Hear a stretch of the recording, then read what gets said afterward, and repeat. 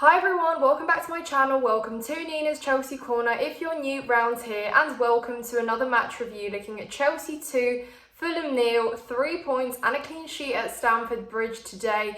There's a lot to talk about and unpack here in this one, so welcome along. If you're new, welcome to the channel, subscribe if you enjoy this video, hit that like button and let me know your thoughts on this game because I know there are quite a few little things to say. Before we get into this game, I'm just going to talk about the big news that we have now heard. David Ornstein announced that Nicholas Jackson is basically coming back to Chelsea after his loan move was pretty much agreed to Bayern Munich for a very steep fee for a loan move. But because of today's events, with Liam Delap being injured, he's reportedly out for 6 to 8 weeks, which means that we're going to need somebody else. JOAO PEDRO is our sole number 9, and in his natural position, nobody else could pretty much occupy that without playing them out of position, and it definitely isn't enough for what we're set out to compete in this season. So yeah, I mean, what an absolute surprise shock. I mean, he's pretty much has been pictured on the plane, arriving, literally there, and next thing you know, as he's just settling, he's being called up again to come back to London because Chelsea need him. Imagine this was like a week later, or imagine this was after the international break. Like, what would we have done? So I'm quite happy about that, to be honest. I think I haven't really spoken to you guys about the whole Nicholas Jackson saga, but in my opinion, he's still a valuable player who can definitely bring something to this team. And while he's not always the most clinical number 9 you could ask for, he is still someone that you can rely on sometimes, and he is going to definitely be an advantage to have. So let's not hide away from the truth. Jackson is going to be necessary for this one, and maybe some people would have wanted to go out for somebody else, but who better than someone who has been here at Chelsea, who knows the club and has scored goals himself. He's got some decent numbers there. Again, not always clinical, and conversion rate sometimes questionable, but let's not take away from Jackson's contribution to Chelsea. Trust me, he's frustrated me a lot, but I was very worried to hear the Delap news and how long he might be out for. And again, we're competing in the Champions League this season. What happens if, God forbid, something happens to JOAO PEDRO?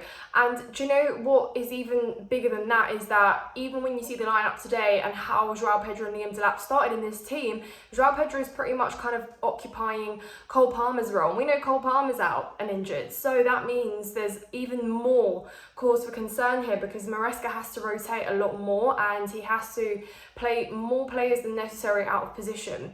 And as we saw today, and we'll talk about that, it's not particularly promising with some of the changes that we saw being made there. So that's the latest news. Let me know what you guys think in the comments down below. But yeah, let's talk about Chelsea versus Fulham, a West London derby, playing our neighbours.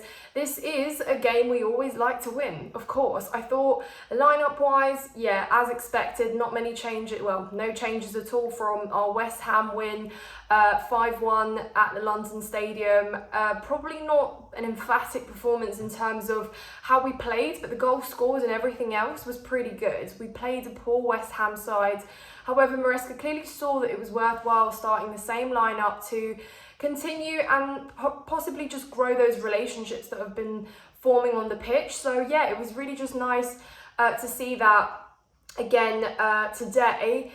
How we started though, I thought there was opportunities, of course, for Liam Delap and JOAO PEDRO most notably. They had a shot at goal themselves. Quite unfortunate not to score, but that is exactly what you want to see from your forwards. I think Fulham did make it very difficult. That first half was just so stop, start. Very physical, very tense, just very cagey and all over each other, fouls there and everywhere, just stop, start. It was really disrupting the flow and the momentum of that first half, so it was quite frustrating from a fan perspective. It was just like, come on, just get on with it, and you could clearly, evidently see that. It was also annoying the players, and there was just some rash decisions there. We were kicking the ball out of play, we were misplacing passes, and at times it meant Fulham were just very quick on the counter. Some of the transitions we let them basically have were just unnecessary, and they were really quick, could have punished us, and so they did. ruled out for a foul there on Trevor Chalobah, and again that did of course inspire a lot of discourse online whether that shouldn't have been a goal. There was obviously clearly there a foul, but I think again we're quite lucky in that regard that Fulham had opportunities like that where they could have punished us again. So I think quite well to get a clean sheet today from our perspective. But that first half, yeah, it was pretty poor by our standards. But what I saw, guys, and what I've really seen, especially in the opener against Crystal Palace on match day 1, and then even at moments in the West Ham game, is there's a lot of tiredness and exhaustion in this team. And, you know, it was especially evident with players like Enzo Fernandez, who's been running the ground with minutes. And it just seems like the players are almost set up to be injured, because they literally have barely had time to rest. And of course, it's expected that we, out of anyone, could probably have had a slow start to the Premier League season. Even so, we've got 7 out of 9 points, and that's still a good start. Temporarily top of the table as well, as we picked up those 3 points. But yeah, by no means a great performance, but 3 points are 3 points, and that win was just really necessary today. And again, clean sheet. So we've just conceded 1 goal in these last 3 games. But of course it's going to have to be better. I thought our attacking display was a little bit lackluster, and it was just very difficult to string those quick forward passes and really just threaten Fulham, to be honest with you.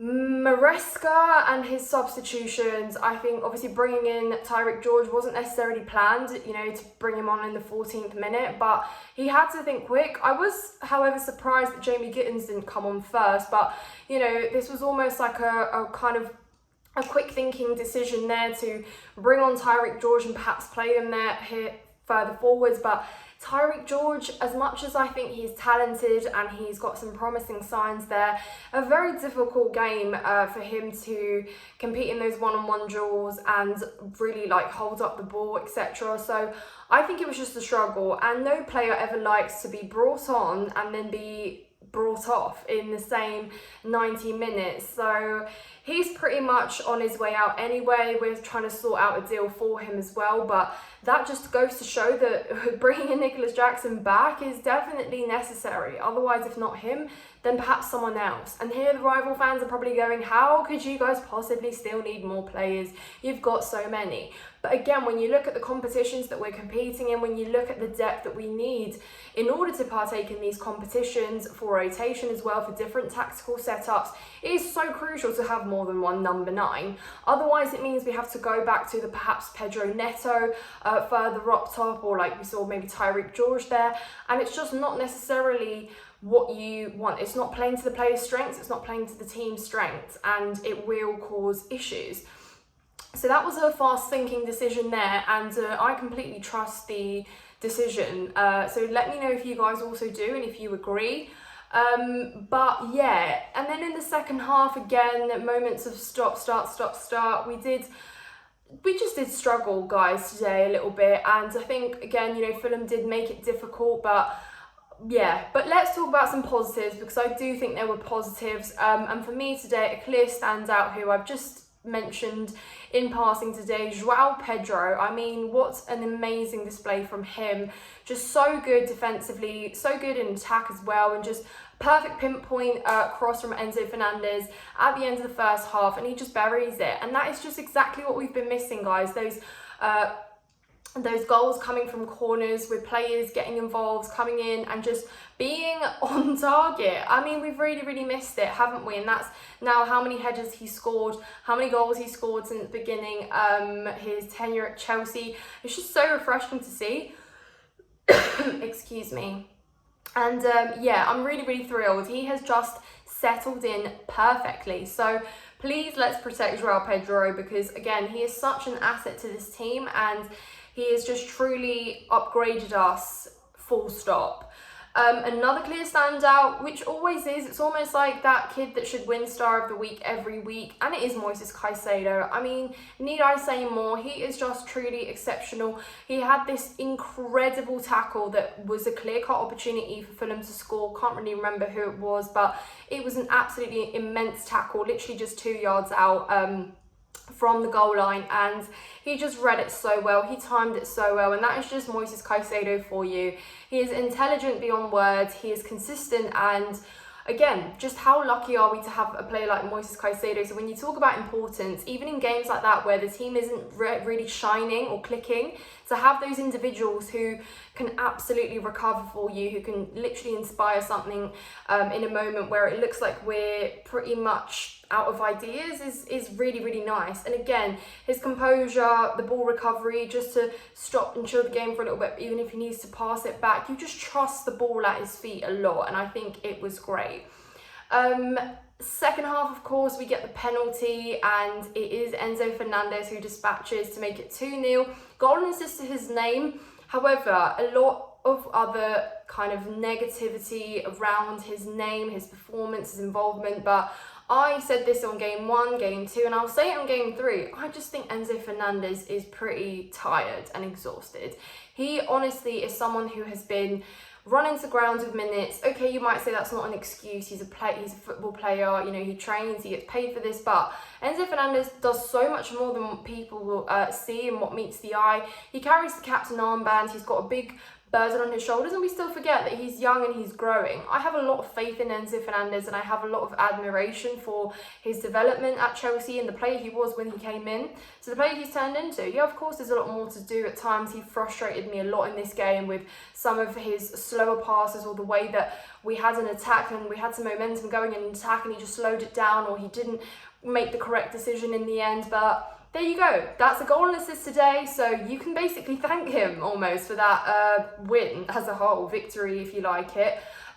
So yeah, that's kind of it really, guys. Not incredible. We have to really take into consideration some of the things that went wrong. Maresca will obviously be looking to improve things, but yeah, it's a real shame about Liam Delap. I'm really gutted about him. Just so excited to see him settling in at Chelsea and forming some of the chemistry with our other attackers. But yeah, hopefully it's a quick recovery. It's almost a blessing that we've got international break. We don't always say that because we miss club football. It's only just started. However, he's going to have that extra 2 weeks there to hopefully recover before we resume our football. But yeah, another really positive performance. I thought Estevao, I thought he was really great. Again, his dribbling is just so good, and imagine with a little bit more time and a little bit more adjustment, a little bit more improvement and polishing of his game, he's going to be, yeah, some player. That's all I'm going to say there. But yeah, let me know what you guys think. 3 points on the board. I am happy at the end of the day. This is what we needed. It is a West London derby as well. We want to win our London derbies. Got another one round the corner, so yeah, it's happy days here. I hope you enjoyed this video, guys. If you did, please smash the like button, subscribe if you're new, and let me know your thoughts in the comments down below. Thank you so much for watching, guys, and I will see you very soon. Take care.